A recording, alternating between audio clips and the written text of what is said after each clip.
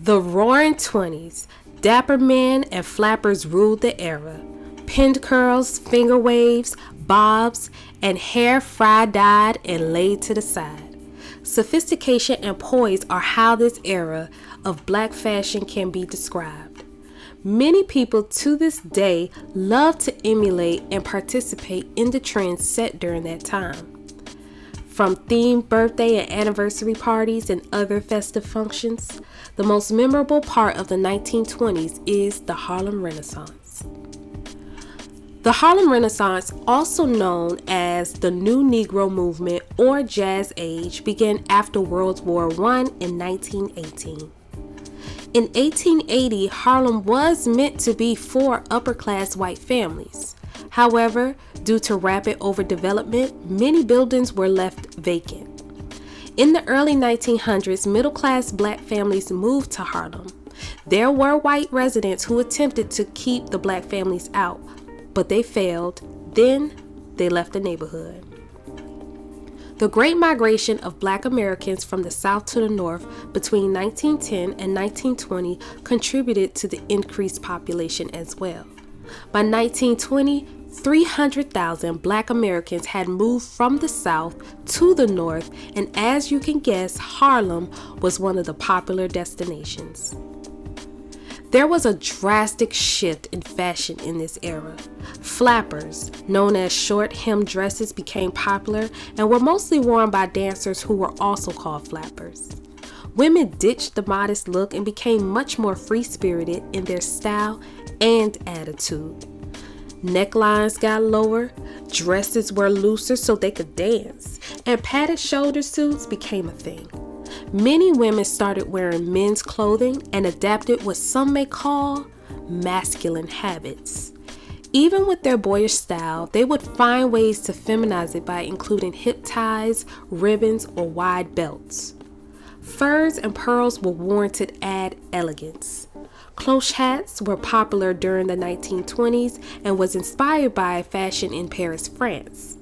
These hats were made from various materials such as velvet, horsehair, and satin. The men needed respect and credibility in business and politics. Therefore, they shied away from the farm and factory worker denim for tailored suits. Their three-piece suits were made of wool or linen and was worn almost everywhere, from work, church, and even a night out on the town. In the late 1920s, men started to adopt looser fitting suits, which influenced zoot suits, which has been famously worn by the iconic entertainer Cab Calloway. Calf-length coats and trimmed hats were almost always a must.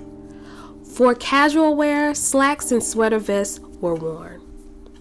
Short hair for women was the trend during this time. Two of the most popular styles were finger waves and the bob. Men started wearing conch hairstyles, what we now know as the relaxer, or as us black folks like to call it, a perm. Some of the hair icons of the Harlem Renaissance include Josephine Baker, Ethel Moses, Billie Holiday, Ella Fitzgerald, Sarah Vaughan, and Lena Horne. Dubbed the Joy Goddess of Harlem by the Harlem Renaissance pioneer Langston Hughes and the only child of the Madam C.J. Walker, Lelia Walker, later changing her name to Lelia Walker, became known for her parties and patronage. She was who convinced her mom to expand her business to New York. Unfortunately, Madam C.J. Walker passed away in 1919 at the beginning of the new era.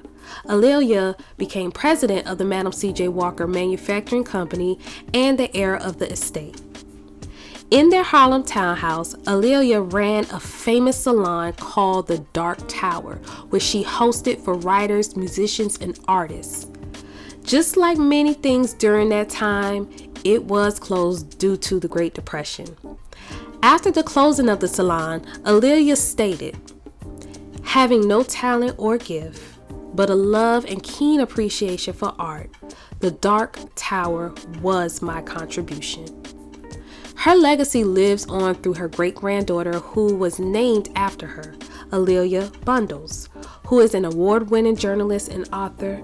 A'Lelia has penned books about her family, most notably, On Her Own, The Life and Times of Madam C.J. Walker, and she is currently working on a biography for A'Lelia Walker.